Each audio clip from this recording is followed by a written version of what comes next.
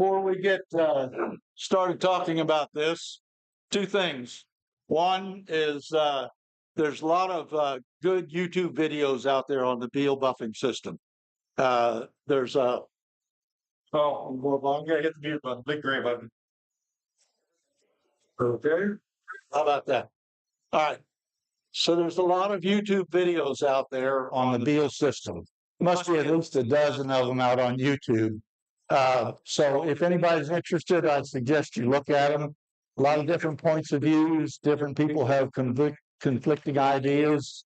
Best to listen to two or three of them and kind of get a flavor for what's going on. The other thing is that I know a lot of guys here have the systems or use the systems. So if I say something wrong, or if you've got something to add, jump right in. Okay? All right. So the components of the Beal Buffing System. There are 3 of the 8-inch wheels. These wheels are available either with a 3/4-inch hole to fit one type of mandrel, or with a little collar and a 3/8-inch bolt to fit a different type of mandrel. There are also buffing balls. These are available in 2-inch, 3-inch, 4-inch, I think. Yes, 2, 3, and 4. And they also have a 4-inch buffing wheel, similar to this. As far as mandrels are concerned, there are a couple of different kinds. This is the basic mandrel for the system. Has a Morse taper that fits into your headstock, has a detent on the other end for a live center, and has spacers, washers and nuts, and you mount all 3 of the wheels on this mandrel. So this is one type of mandrel here. Beal also makes another type of mandrel that has the Morse taper, and it has an aluminum extension, and I believe it's about 3.5 inches long. That extension has a 3/8 threaded for you screw the bolt into. So that's another type of system. The thing about that one is that the Morse taper won't stay in by itself. So if you go with that system, you have to make a drawbar, a 1/4-inch, I think, 1/4-inch threaded rod that goes through, and then put a nut on the back side. So some advantages or disadvantages. There's a third system that is not made by Beal. This is made by another company. These are available from Peachtree, and I know you can get them on the eBay. I bought mine on eBay. But this is a direct thread onto your spindle. And I know they make them in the 1.25" 8, and they also make them in the 1-inch 8. Peachtree has them. You can get them on the internet, on eBay, and they are made by a company called TMI Products. So they're not too difficult to find. A little bit about advantages or disadvantages of one opposed to the other. This system here, the advantage to it is that all 3 of your wheels are on the same mandrel, and you don't have to change wheels when you go from one buffing compound to the next. So some people consider that to be a significant advantage. The disadvantage to this mandrel is that those 3 wheels are very close together. They're only about that far apart. And if you've got anything that's a little bit larger, it's awfully difficult to do the triple E without getting into the white diamond, without getting into the wax.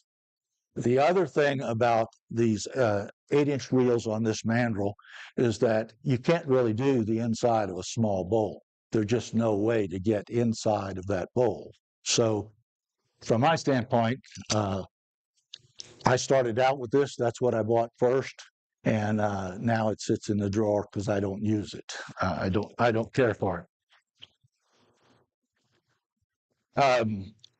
Talk a little bit more about the wheels themselves. There are 3 different ones, and they are different from each other.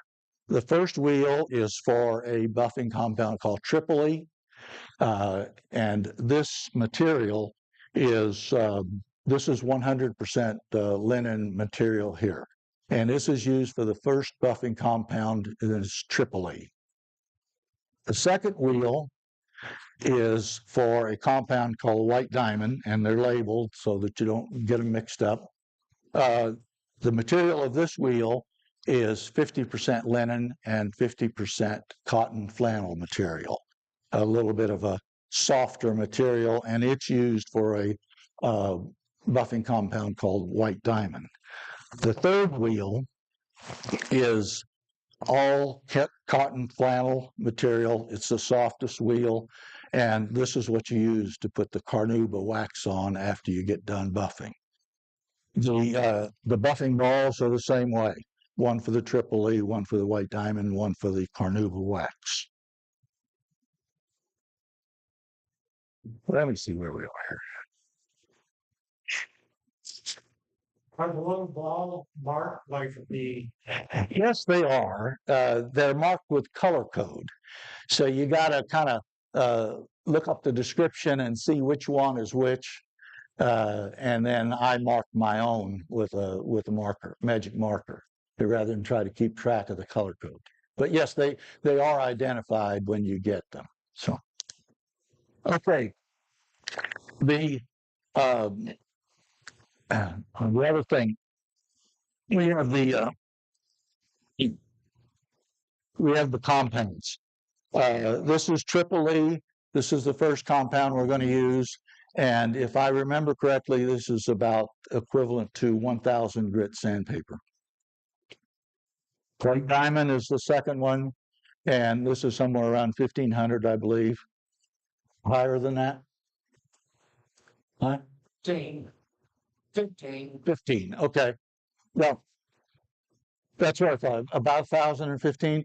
Yeah. And like I said, if you listen to different YouTube videos, different people will tell you different things. So it's a little bit hard just to pin down exactly what it is.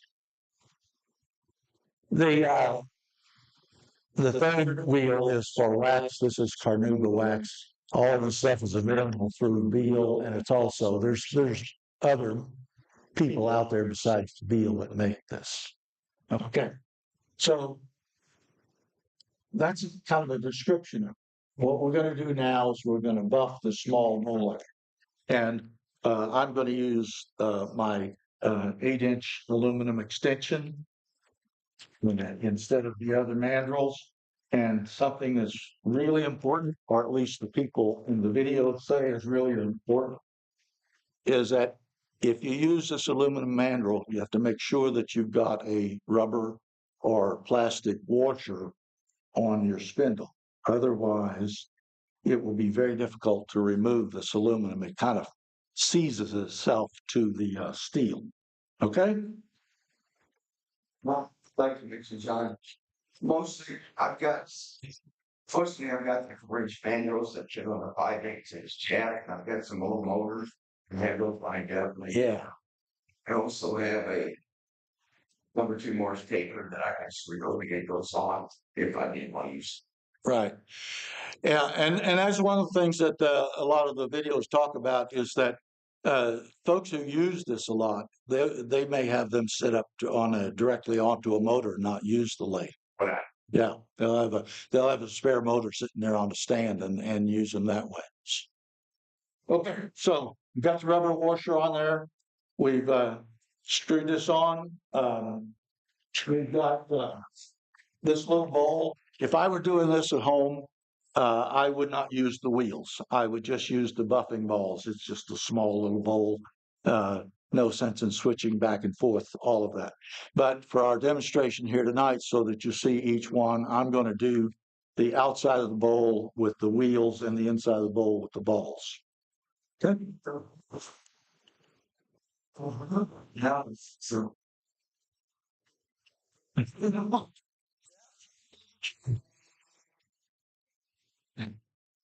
Uh, we're going to use light pressure. We're not going to rub real hard. You can rub through the finish on this, depending on what type of finish is, easier or not as easy to rub through, but you can rub through the finish of this. So we're going to use the light pressure. When we do this, we're going to make sure that the open end of the bowl is turned down. We don't want this bowl turned up so that when this is spinning, it can catch this and pull it out of your hand. So you want to make sure that when you're doing it, that your opening is turned down and it's got a pretty good grip on it. Okay? What they say is for the 8-inch wheels, you should run at somewhere around 1,700 RPM. For the balls, they recommended somewhere around 2,400 to 3,000 RPM. So they're pretty fast. Okay. So we're set, ready to go. Oh, they tell you that you should wear a dust mask. I'm not going to tonight for our little demonstration. And as you watch these videos, they also show you that when you start off with a new wheels or new balls, there's fuzz goes everywhere. So you take 80 grit sandpaper, 60 grit sandpaper, and the first time make sure you're all suited up and masked up and have your dust collector on. Turn it on and just rub, rub, rub. Some videos will tell you to clip the strings off. After you use it a couple of times, then that kind of goes away and it's not an issue any longer. Okay. Okay. So we're going to go about 1,700 RPM.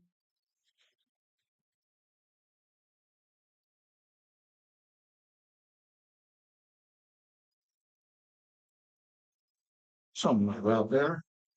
And the triple E, you don't have to put a lot of this on there. Just a swipe back and forth is all it takes, about like that. And then I'm going to turn our bowl upside down. I'll do the bottom first, and it's just going to be a matter of keep it moving. Don't stop in one spot. And then just kind of, if you can pick a spot right there at the beginning of my name, we'll start working around with the.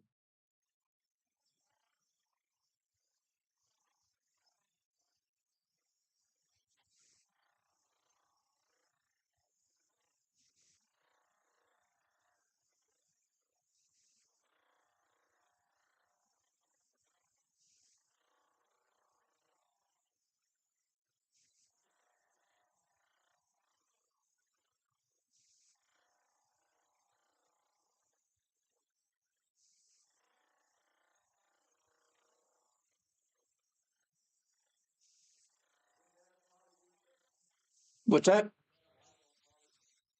This right here is Danish oil. And actually, I think the first couple of coats of Danish oil I put on there had a tint to it, a fruit wood tint. And then I put some natural over here. I got about 4 coats of Danish oil on.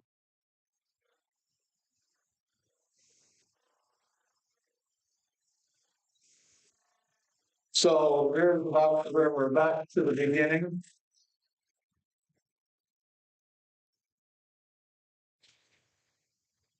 And that's all there is to the triple A.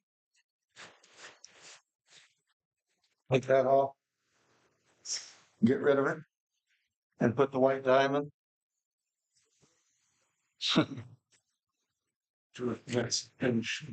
In my shop, that's what we do. It all goes back on the workbench till the job's done, and then we start over again. for I made them. So I have 4-inch extensions that I can screw a couple together. Yeah.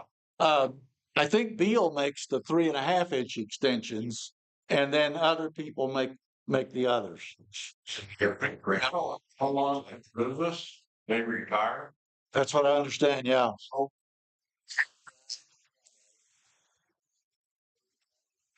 Time. So you said it was going to go through Woodcraft, right? Yeah, Craft. that's right. Yeah, and like I said, I know Peachtree has a complete system that you can buy from them. Probably other people do too. It makes a lot of wood. The white diamond you don't use very much at all. It's about all it takes.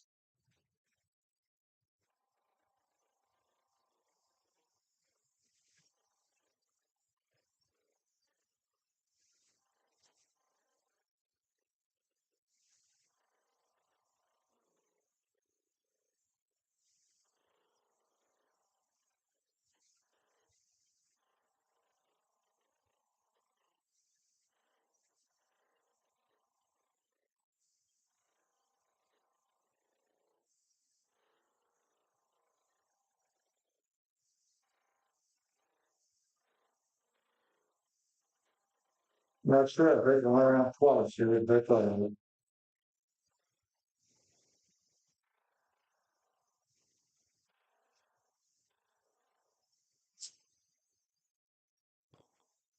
But comment on the white diamond. On the white diamond, sometimes you can skip it if you get used to doing it on something that's got a lot of ring texture. Like if you use the wire wheel to put texture on there, that white diamond gets stuck in there. You got to use a toothbrush or something to get it all out of there. If you're doing natural energy, keep going in the natural mark finish. Yeah. And so sometimes I'll skip. Yeah. And I think sometimes if you've got a something that you think maybe the surface is a little bit delicate and are concerned about, skip to triple E and just use the white diamond and the wax. Okay. So this is the wheel for the wax, and this is carnauba wax. It's supposed to be the hardest wax around.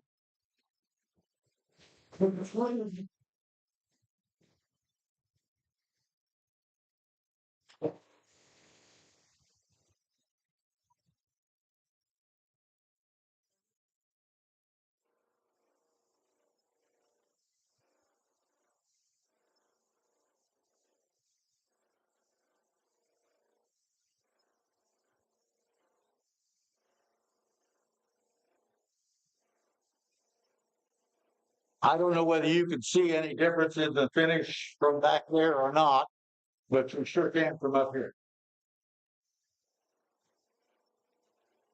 There's a lot more shine on them now.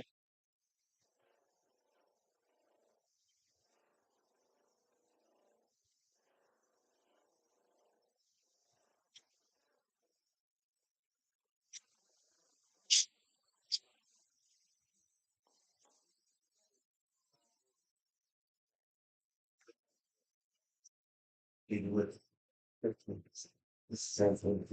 God, or even with God. What did that will say on it? The other will said triple E and white diamond. What that? Oh, wax. Yeah, it says wax.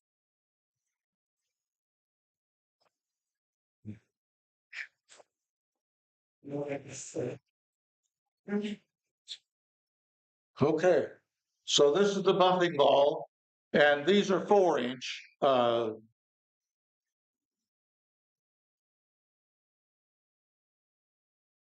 We're going to go to about 2,400. Close enough. We're now going to do the inside.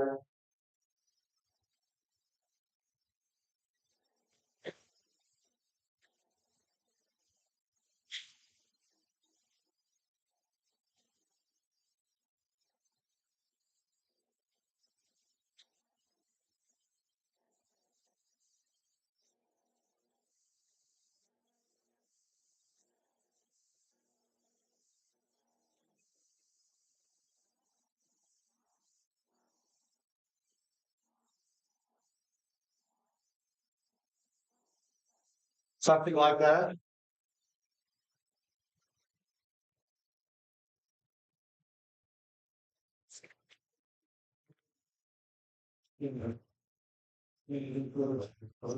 Yes. You know, the whole process. Okay. A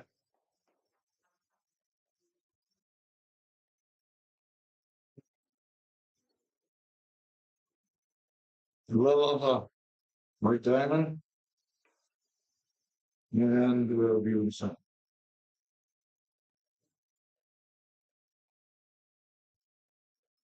That's it.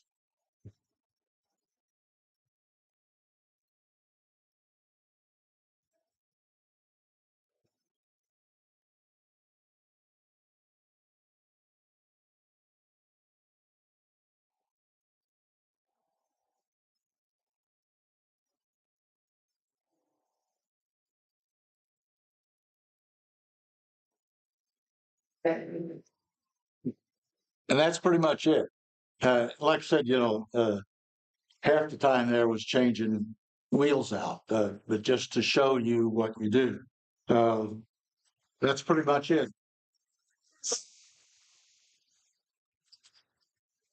I could buff out the inside of that just a little bit more. I've been using one of those for 20 years. I don't have any trouble telling which is which because it's red. That's exactly right.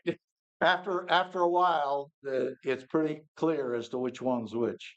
So, Supposed to clean those up first. They try to, sometimes they sand mine down. So and yes, there's one of the folks in one of the videos says he's got a little wooden paddle that he's got coarse sandpaper on, and that guy will tell you that every time you use them, you're supposed to take the old stuff off and put a new coat on. There's one of the folks in the video says that when you go from triple E to white diamond, you should wipe the bowl with a towel or cloth to so that you don't transfer from one to the other. And everybody's got to decide what they're going to do and what they're not going to do. Thanks. Y'all Beal Buffing System. Instead, you want to clean your wheels from heated bags. What I found was just a flat file. You can hold it up against the wheel and it'll be all that on straight. A flat one? Oh, okay. Yeah. I just it's straightforward. It's minor. A lot different. Yes, I was right there. I sure the truck even bring it. Hey, That's the way to do. By the way, I forgot to put the wax on there. That was just the white dye. So it's really hard to get good help.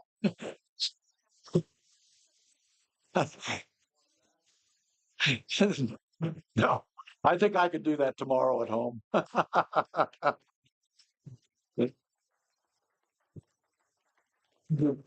Somebody else have a question? do they grade the bottom of the blades? I have a laser engraver, an X tool laser engraver. Uh, uh, Dan Augustine, I think, put on a demo here about a year ago and cost a whole bunch of us a lot of money because because we all went out and bought the laser engraver after that. So yes, and I really like it. Yeah, it's pretty cool. It's pretty cool. thank you. All right. Yes. Turning pages, you should have. Well, there might be. They didn't really say don't use it on certain finishes. They did just caution you is that some of the more delicate finishes to be very careful not to rub too hard. And they did say that on some of those finishes, if you were a little suspect, skip the triple E and just use the white diamond. Wax would be. Yeah, what's that? Oh, a wax? Oh, lacquer? Yeah, it could very well be. There was one of the videos, the guy recommended the Danish oil or the Minwax antique oil because those penetrate the wood and the finish is part of the wood rather than a layer on top of the wood. So, okay, that's it, guys. You know everything I know. If you try to roll in the bag.